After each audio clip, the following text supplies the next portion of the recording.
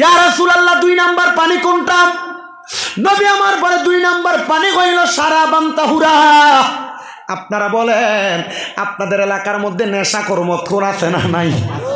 আপনাদের এলাকায় ইয়াবাখোর আছে না নাই? আপনাদের এলাকায় গাঁজাখোর আছে না নাই?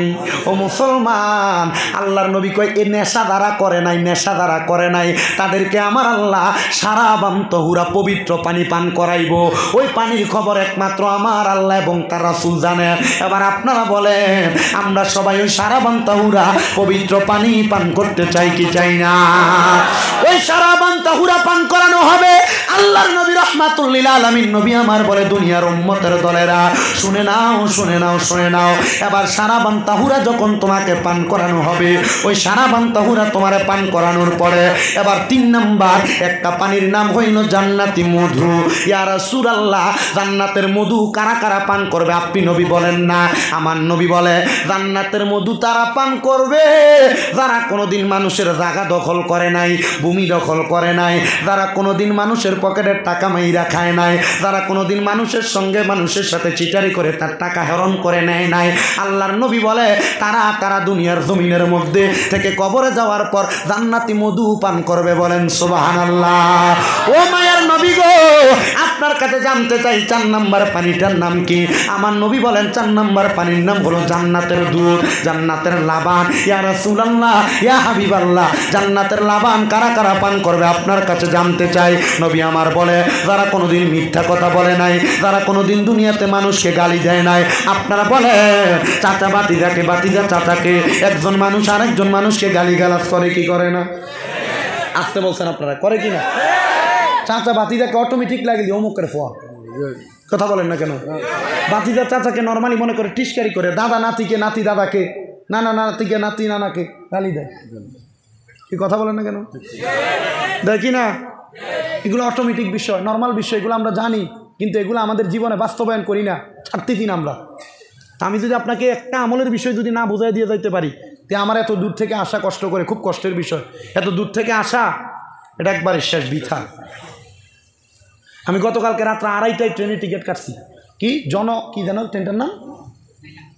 একটা ট্রেন আছে যে স্পেশাল জনশতাব্দী, ওইটার টিকিট কাইটা আপনার কুমারঘাট আইসা দাঁড়ানোর পরে 8টার দিকে এসে দাঁড়াইছে, দিনে 1:30টা পর্যন্ত ট্রেন ছাড়তেছে না।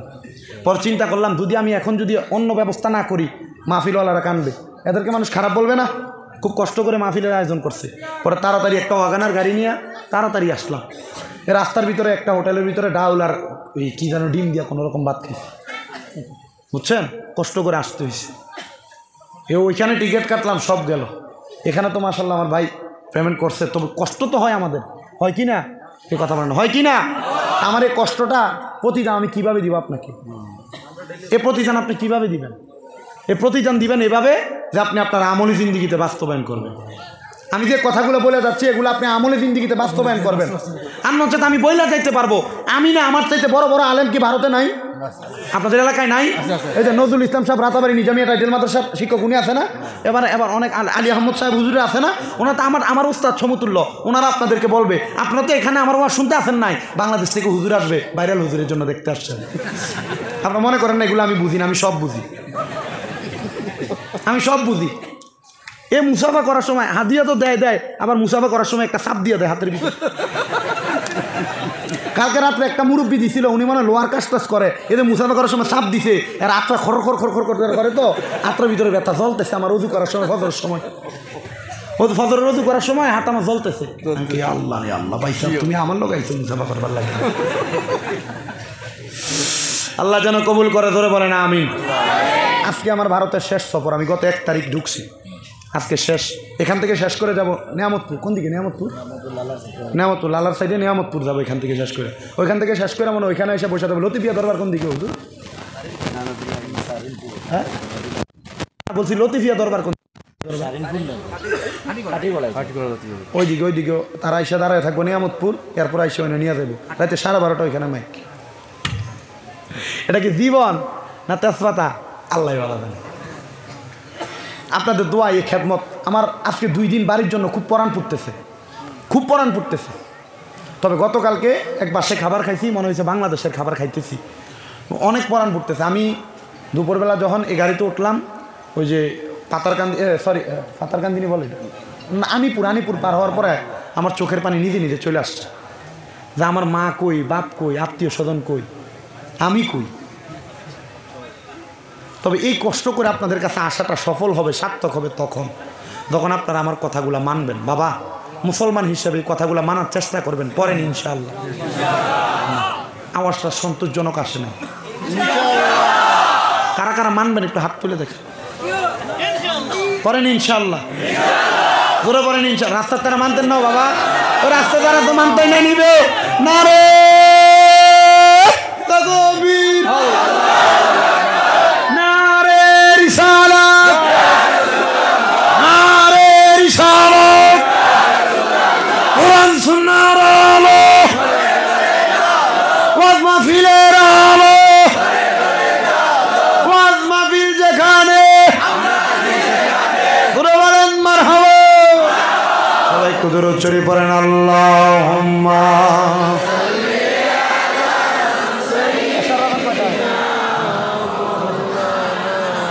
মুহাম্মাদ ওয়ালা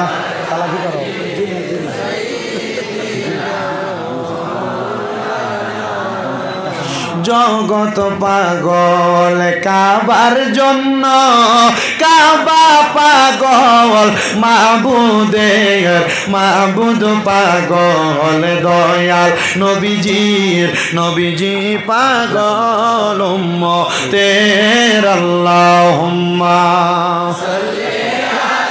আর কি বলেন আপনি মিশিন নাকি? মুহাম্মাদ ওয়ালা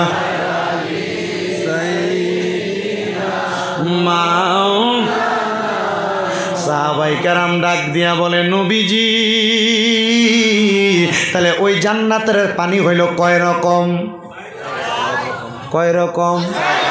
ওই 4 প্রকারের পানি যারা যারা পান করবে আপনারা তেমন মানুষ হওয়ার চেষ্টা করবেন, অন্যথায় জান্নাতের পানি পান করবেন দূরের কথা।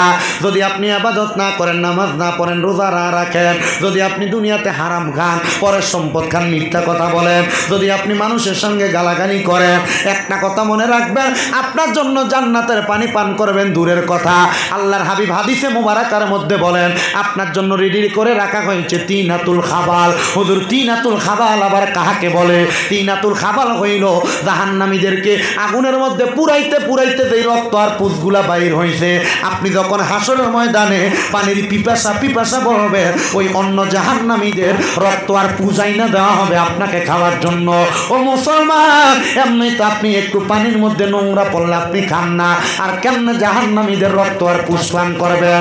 এই জন্য সবার কদমের মধ্যে হাত দিয়ে বলি, ওই জাহান্নামকে একবার ভয় করো, কবরকে একবার ভয় করো।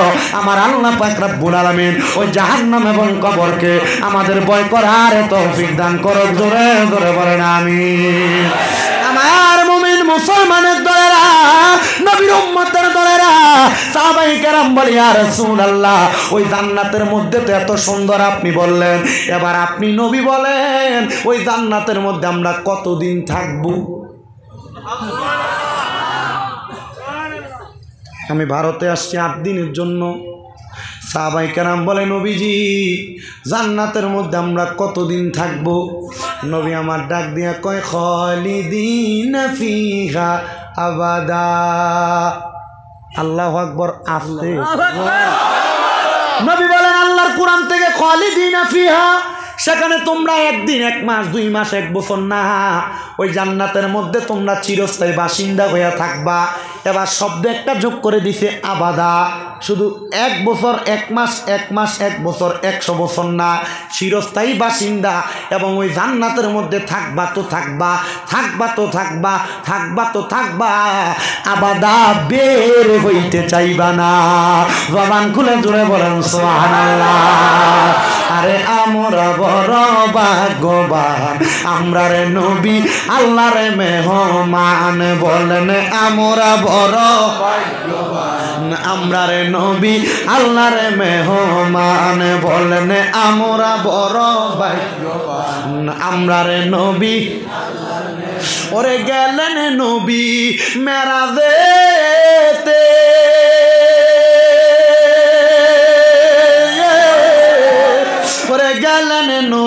মেরা দেতে আমার আল্লাহ পাকের লাম কানে গো আরে দেখাই আল্লাহ জান্নাতে তাকে দেখাই আল্লাহ জান্নাতে তাকে পাইতে মনটা পেরেশান আমরা রে নবী আল্লাহ রে মেহমান বলেন আমরা বড় ভাগ্যবান আমরা রে নবী আল্লাহ রে মেহমান বলেন আমরা বড় ভাগ্যবান আমরা রে নবী আল্লাহ রে মেহমান আরে গেলেন নবী মেরাজেতে আমার আল্লাহ পাকের লাম কানে গো দেখাই আল্লাহ জাহান্নাম তারে দেখাই আল্লাহ জাহান্নাম তারে নবী কান্দে বারে বার আমরা রে নবী আল্লাহ রে মেহমান বলেন আমরা বড় ভাগ্যবান আমরা মেহমান বলেন আমরা বড় ভাগ্যবান আমরা রে নবী আল্লাহ রে মেহমান আমার যুবক ভাইরা মুরব্বী বাবাজিরা পর্দার অন্তরালের মা বোনেরা তাহলে এবার আপনারা বলেন ওই জান্নাতে আমরা চিরস্থায়ী বাসিন্দা হয়ে থাকার জন্য আল্লাহর ইবাদত গুলা করার দরকার আছে না নাই আমার মুমিন মুসলমানের দলেরা ও নবীর উম্মতের দলেরা সাহাবায়ে কেরাম প্রশ্ন করি ইয়া রাসূলুল্লাহ নবী গো ও দয়ার নবী মায়ার নবীজি আপনার কাছে জানতে চাই ওই জান্নাতে যাওয়ার জন্য আমরা কি করা লাগবে আর কে কে থাকবে জান্নাতে আপনি নবী বলেন না আমার নবী বলে রাদিয়াল্লাহু আনহুম ওয়া রাদওয়ান ওই জান্নাতে তারা থাকবে যারা আমার আল্লাহর প্রতি খুশি হয়েছে আর আমার আল্লাহ যাদের প্রতি খুশি হয়েছে আপনারা বলেন আমরা সবাই আল্লাহর প্রতি খুশি না বেজার কিন্তু আমার আল্লাহ আপনার প্রতি খুশি কিনা আপনার বিবেকের কাছে সাল্লাম বলে হুজুর আল্লাহ আমার প্রতি খুশি হইব কেমনে আমি তো নামাজি পড়ি না হুজুর আল্লাহ আমার প্রতি খুশি হইব কেমনে আমি তো রোজাই রাখি না বেরোজগার হুজুর আল্লাহ আমার প্রতি খুশি হইব কেমনে আমি তো সুদের টাকা খাই আমি তো ঘোষের টাকা খাই আমি তো পরের সম্পদ মেরে মেরে খাই আমি তো মিথ্যা কথা বলে বলে খাই এবার আপনারা বলে আল্লাহকে খুশি করানোর জন্য আমাদেরকে এই ইবাদতগুলো করার দরকার আছে না নাই ইয়া রাসূলুল্লাহ নবী গো আপনি নবীর কাছে জানতে চাই আপনি নবী বলেন না কারা কারা ওই জান্নাতে থাকবে আরেকজন কি আমার নবী বলে যালিকা লিমান খাশিয়া রাব্বা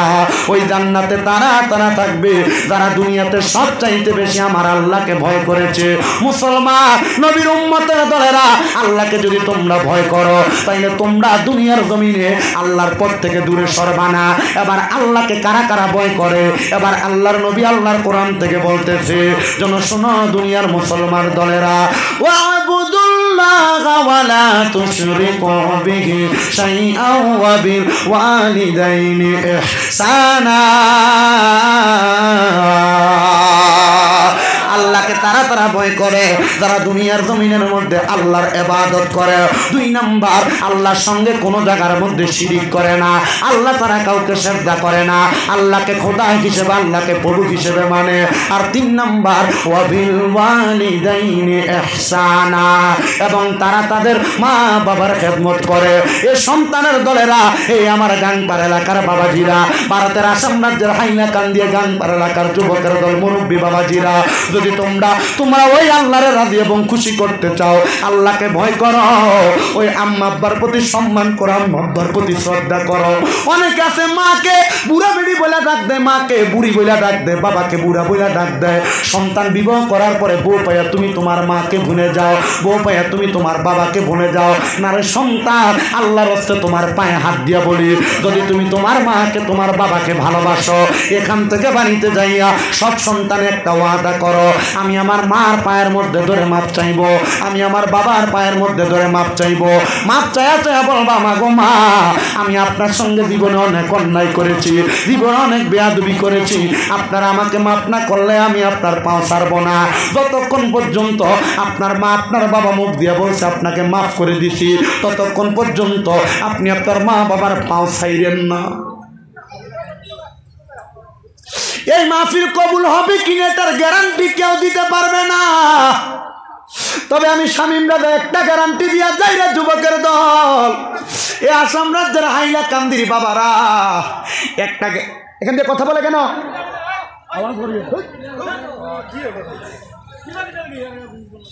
একটা গ্যারান্টি দিয়া যায় রে যুবকের দলেরা, মুরব্বী বাবাজিরা, যদি তুমি তোমার মা বাবার মনে কষ্ট দাও তাহলে তুমি কোনোদিন মাহফিল কবুল করার আশাও করতে পারবে না। হে যুবক ভাইরা, মুরব্বী বাবাজিরা, মনোযোগের সাথে শোনো, এই মাহফিল কবুল হবে কিনা এটার গ্যারান্টি কেউ দিতে পারবে না।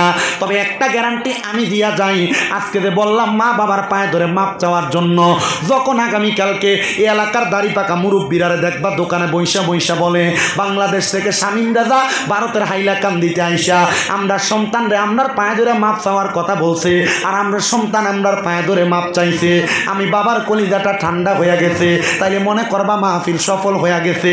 এই সন্তানের দল, এ মুরব্বী বাবাজিরা, এই এলাকার মা বোনেরা যদি একজন আরেকজনকে বলে হ্যাঁ হ্যাঁ হ্যাঁ শামীম রাজার কথা শুনে আমরার পায়ে ধরে আমরা সন্তান মাপ চাইছে, তাইলে মনে করবা মাহফিল কবুল হয়ে গেছে। যুবকের দলেরা, মুরব্বী বাবাজিরা, মাপ চাওয়ার কথা বললাম, কিন্তু সন্তানদেরকে প্রশ্ন করে দেখো, হুজুর আমি মাপ চাইবো দূরের কথা, আমি তো দুই ঈদে মা বাবার পায়ে ধরে সালামি করি না, আমি মাপটা চাইবো কি? কিন্তু আল্লাহর নবী বলে শুধু মাপ চাওয়া না, মাঝে মাঝে সুযোগ পাইলে আম্মা আব্বার কদমের মধ্যে চুমা দিবা। হুজুর এটা কেমন কথা বললেন? আল্লাহর নবী শিক্ষা দিয়া দিতেছেন, আম্মা আব্বার কদমে চুম্বন করলে আল্লাহর জান্নাতের চৌকাঠে চুম্বন করার সওয়াব পাওয়া যায়। বলেন সুবহানাল্লাহ। কিন্তু অনেকের মনে প্রশ্ন, হুজুর যাদের বাড়িতে বাবা আছে তারা বাড়িতে যায় বাবার পায়ে ধরে মাপ চাইব, বাবার পায়ে চুমা দিব, হুজুর আমার তো আব্বা নাই, আমি কার পায়ে ধরে মাপ চাইব? হুজুর যাদের বাড়িতে মা আছে তারা বাড়িতে যে মার পায়ে ধরে মাপ চাইব, হুজুর আমার তো মা নাই, আমি কার পায়ের মধ্যে ধরে মাপ চাইব? এ সন্তানের দল, এখন বুঝি তোমার মায়ের কথা বেশি বেশি মনে পড়ে, এখন বুঝি তোমার বাবার কথা বেশি বেশি মনে পড়ে। আরে ওই আব্বা নিজে না খায়া তুমি সন্তানরে দামি দামি খাবার খাওয়াইছে, আজকে ওই বাবা কবরে কেমন আছে জানো না? বাবা জান দুনিয়ার জমিনে তুমি সন্তানরে মানুষের মতো মানুষ বানাইছে, আজকে তুমি সন্তান ওই বাবা জানের খবর জানো না।